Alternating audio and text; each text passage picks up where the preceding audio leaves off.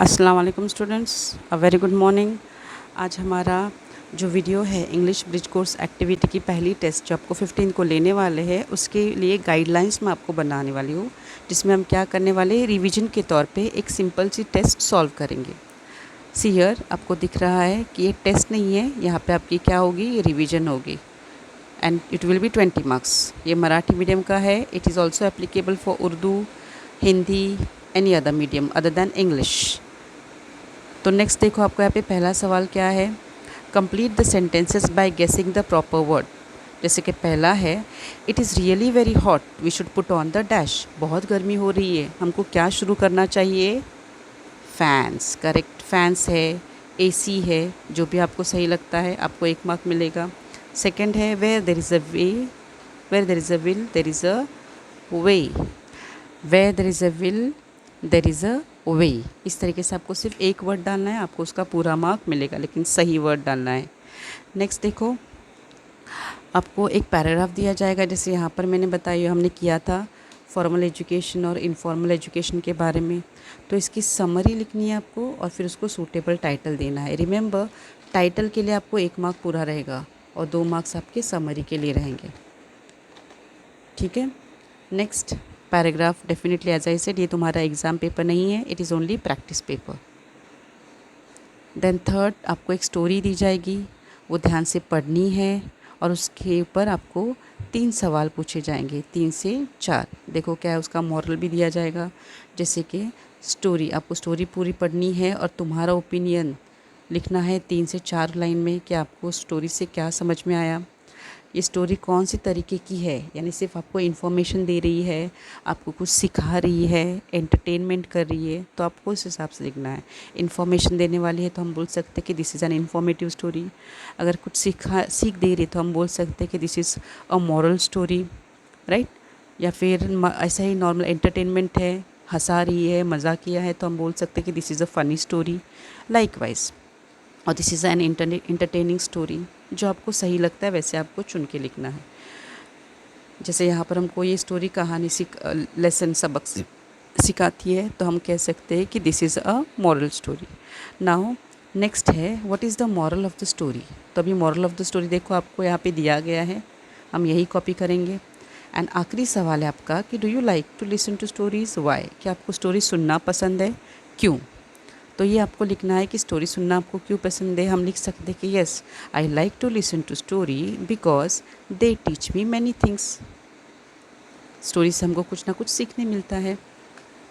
Then अभी आपको दिया गया है क्या, सेंटेंसेस बनाने के, खुद के सेंटेंसेस बनाओ। एक्सप्रेसिंग एक्साइटमेंट, एक्साइटमेंट मैंने क्या, हम कोई भी चीज़ करने के लिए एकदम बोलते हैं ना, रेडी रहते हैं, वैसा excitement. For example, yes I can win the match, excitement. या फिर yes my father has got a new bike, I am ready to learn it. और एक्साइटमेंट क्या हो सकती है, hurray we are going for the picnic, hurray we have won the match, right. Then next है आपको sentences, sadness, कोई गमगीन बुरी बात है, गमगीन बात है, तो हम क्या कैसा लिखेंगे, oh know the poor puppy fail into the river, बेचारा पप्पी कुत्ते का बच्चा पानी में गिर गया, इस तरीके से। तो यहाँ पर आपको अलग अलग फीलिंग्स आएंगे एग्ज़ाम में, आपको सही से उसको जवाब देना है।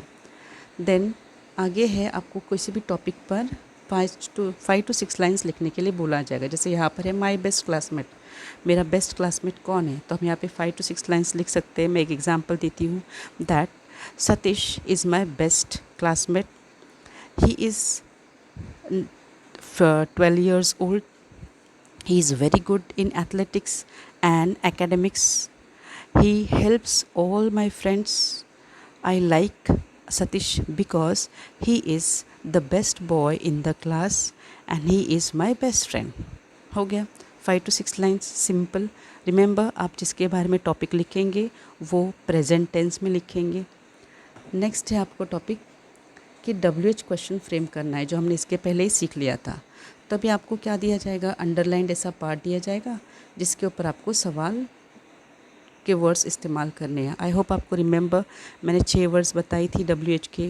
हु शख्स के लिए आता है, वेयर प्लेस के लिए आता है, व्हेन वक्त के लिए आता है, व्हाई वजह पूछने के लिए आता है, विच कौन सा इसके लिए आता है, हाउ यानी कैसा ये पूछने के लिए आता है, एंड व्हाट यानी क्या ये पूछने के लिए।